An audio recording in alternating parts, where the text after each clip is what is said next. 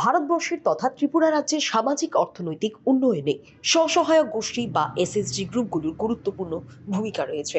এই বিষয়টিকে গুরুত্ব দিয়ে 2021 সালের 1 সেপ্টেম্বর গ্রামোন্নয়ন দপ্তরের মধ্যস্থতায় জাতীয় গ্রামীণ জীবন জীবিকা মিশনের মধ্যে একটি চুক্তি স্বাক্ষরিত হয়। এই চুক্তি অনুযায়ী যারা পশু সখী হিসেবে নিয়োজিত রয়েছে তাদেরকে প্রাণী সম্পদ বিকাশ দপ্তর এনডিডি এর সহায়তায় 16 দিনের বিশেষ এক প্রশিক্ষণ শিবিরের ব্যবস্থা করেছে।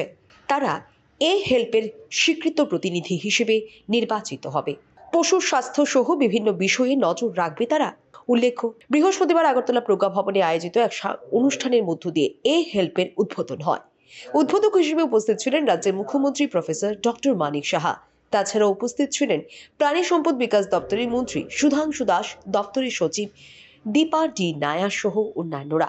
এই দিন হেল্পের উপর একটি তথ্যচিত্র প্রদর্শন করার পাশাপাশি পশু সখীদের হাতে হেল্প কিট তুলে দেওয়া হয়।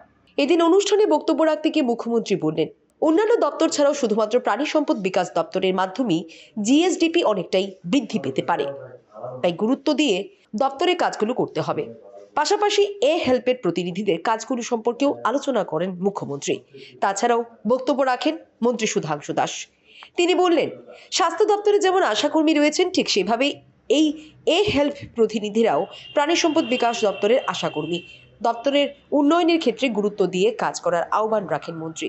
এছাড়াও তিনি বললেন, রাজ্যের মাছ ও ডিমের চাহিদা অনুযায়ী যোগানের যে ঘাটতি রয়েছে তা পূরণ করতে সকলকে একত্রিত হবে, কাজ করতে হবে। মাননীয় মুখ্যমন্ত্রী আছেন, তিনি স্বাস্থ্য দপ্তরের মন্ত্রী। স্বাস্থ্য দপ্তরে ভারত সরকারের পক্ষ থেকে কিন্তু প্রথম আশাকর্মী নিয়োগ করা হয়েছে। এই আশাকর্মী যেভাবে স্বাস্থ্য দপ্তরে আছে, ধরে নিতে পারেন আজকে থেকে আপনারা এআরডিডি ডিপার্টমেন্টের আশাকর্মী, বুঝতে পারবেন, সিমিলার টু আপনারা আশাকর্মী। অর্থাৎ হেলথ ডিপার্টমেন্ট যেভাবে মানুষের স্বাস্থ্য সুরক্ষার জন্য কাজ করছে, আমরা এআরডিডি ডিপার্টমেন্ট বলছি পশু পাখি যারা আছে তারাও ঠিক, তাদেরও ইকুয়াল রেসপেক্ট হওয়া উচিত, তাদেরও ইকুয়াল সম্মান হওয়া উচিত এবং কেয়ার দরকার। এট দ্য সেম টাইম আমরা হেলথ ডিপার্টমেন্ট যে কম্প্রিহেন্সিভ পরিকল্পনা নিয়ে কাজ করছে, সিমিলারলি আমরা এআরডিডি ডিপার্টমেন্টও কিন্তু এতে কাজ করছি। তো এটা যেমন আমরা সার্ভিস প্রোভাইড করছি বা হেলথ কেয়ার সার্ভিস প্রোভাইড করছি, এট দ্য সেম টাইম কিন্তু রাজ্যে 300 মহিলার কর্মসংস্থান হচ্ছে, যেটা আগে ছিল না, যার সুযোগ ছিল না। এই যে আমাদের রাজ্যের মাননীয় মুখ্যমন্ত্রী বা প্রধানমন্ত্রী বলছেন বারবার ওমেন এম্পাওয়ারমেন্ট। ওমেন এম্পাওয়ারমেন্ট শুধু মুখে বললে হবে না, এটাকে কাজে লাগাতে হবে। তো কাজে লাগানোর ক্ষেত্রে আমরা বলছি যে মহিলাদেরকে আমরা বিভিন্ন ভাবে ট্রেন করাবো এবং তাদের হাতে আমরা অর্থ তুলে দেবো, যাতে করে তারা সুবিধা পায়। এখন তারা যখন ফিল্ডে যাবে তারা কি কাজ করবে? যেমন রিসেন্টলি আমাদের এআরডিডি ডিপার্টমেন্ট আমরা সমস্ত লাইভস্টককে ইন্স্যুরেন্স প্রদান করি। সেই ইন্স্যুরেন্স করার জন্য আমাদের যে সমস্ত ইন্স্যুরেন্স কাভার করার জন্য যে ম্যান পাওয়ার দরকার সেটা আমাদের সঠিক আছে। তো আমরা হেল্প যারা আছে তাদেরকে কাজে লাগাবো। তারা এক একটা ইন্স্যুরেন্স করাবে, তারা যখন ইন্স্যুরেন্স করাবে তার কিন্তু একটা ইনসেন্টিভ তারা, অর্থাৎ একটা ইন্স্যুরেন্স করানোর ক্ষেত্রে তারা সেখান থেকে ইনসেন্টিভ পাবে, তারা আর্থিকভাবে স্বাবলম্বী পাবে। আপনারা দায়িত্ব সহকারে সেই কাজগুলি করবেন। এআরডিডি ডিপার্টমেন্টের সম্মান যাতে বৃদ্ধি পায়, অ্যাকচুয়াল যারা বেনিফিশিয়ারি তারা যাতে সেই সুবিধাগুলি পায়, এবং মানুষের যেমন স্বাস্থ্যের সুরক্ষা আমরা দিচ্ছি, যত্ন করছি, সেই টাইম যাতে পশু পাখিদের সুরক্ষা দেওয়া যায় সেটার দায়িত্ব কিন্তু আমাদের সবাইকে নিতে হবে। মাথায় রাখবেন, ভেটেরিনারিয়ান যারা আমাদের রয়েছে বা এই সেক্টরে আমরা যারা কাজ করি, আমি মনে করি তারা সবথেকে মহান মানুষ। কারণ তারা এমন একটা জীবকে স্বাস্থ্য পরিষেবা দিচ্ছে, চিকিৎসা পরিষেবা দিচ্ছে, যারা তাদের পেইনকে এক্সপ্রেস করতে পারে। তারা তাদের ব্যথাকে তা বলতে পারে, যেমন মানুষ বলতে পারে আমার পেটে ব্যথা, আমার গলা ব্যথা, আমার জ্বর, সর্দি, কাশি, মানুষ আমরা বলতে পারি, কিন্তু পশু পাখি বলতে পারে, সেটাকে অনুভব করতে হয়। এবং আমি মনে করি দ্যাট পার্ট কিন্তু আমাদের এআরডিবি যারা ভেটেরিনারিয়ান ডক্টররা রয়েছেন তারা ফিল করে যে একটা পশু কি সমস্যা আছে এবং এগুলিকে তারা ট্রিটমেন্ট দিচ্ছে। তো ইটস এ গ্রেট ওয়ার্ক, আমি তাদেরকে অবশ্যই অভিনন্দন এবং ধন্যবাদ জানাবো। পাশাপাশি আমাদের এই মুহূর্তে রাজ্যের জন্য চ্যালেঞ্জেস, বিশেষ করে মিট প্রোডাকশনে we are self sufficient. Meat production আমরা সেলফ সাফিশিয়েন্ট আছি, কিন্তু in terms of milk and egg production we are far lagging behind. আমরা অনেক দূরে। যেমন আমাদের ডেইলি যে পরিমাণ ডিমের প্রয়োজন আছে আমাদের আছে, সেই পরিমাণ ডিমের উৎপাদন নেই। যে পরিমাণ দুধের প্রোডাকশন আমাদের দরকার, সেই পরিমাণ দুধেরও কিন্তু প্রোডাকশন আমাদের রাজ্যে। আমাদের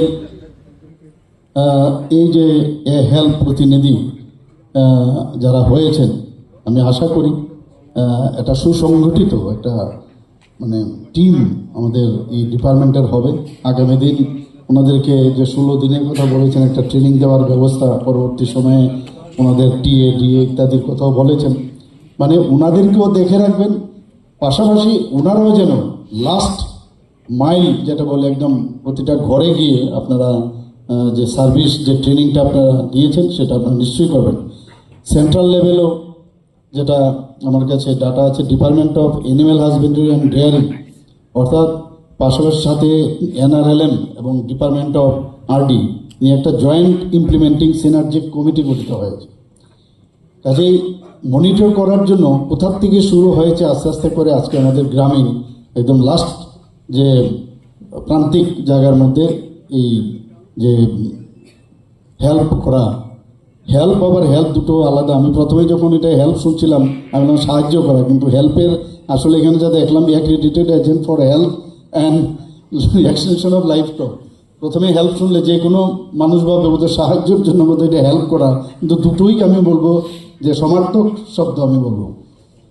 আমি যতটুকু এতক্ষণ ধরে আলোচনার মাধ্যমে আমি যেটা বুঝলাম, এখানে গ্রাম পঞ্চায়েত হোক, বিসি হোক, সাব সেন্টারই হোক, ডিসপেন্সারি হোক, সেখানে যারা চিকিৎসকরা তো আছেনই, কৃত্রিম প্রজনন, তাছাড়া রুটিন যে স্বাস্থ্য পরীক্ষা, তাদের প্রতিপালন, সেই বিষয়ে কিন্তু আপনাদের কিছু ট্রেনিং দেওয়া হবে।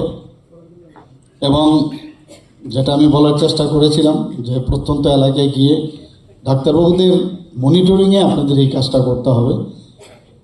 এবং ত্রিপুরা রাজ্যে আমি যতটুকু বুঝলাম শুধু এই একটা সেক্টর দিয়ে আমাদের মানে জিএস ডিপি যেটা আমরা বলি, সেটা এর থেকে অনেক বেশি হতে পারে। একটা ডিপার্টমেন্ট দিয়ে সবাই আমরা যদি মিলে কাজ করি নিশ্চয়ই সেটা হবে।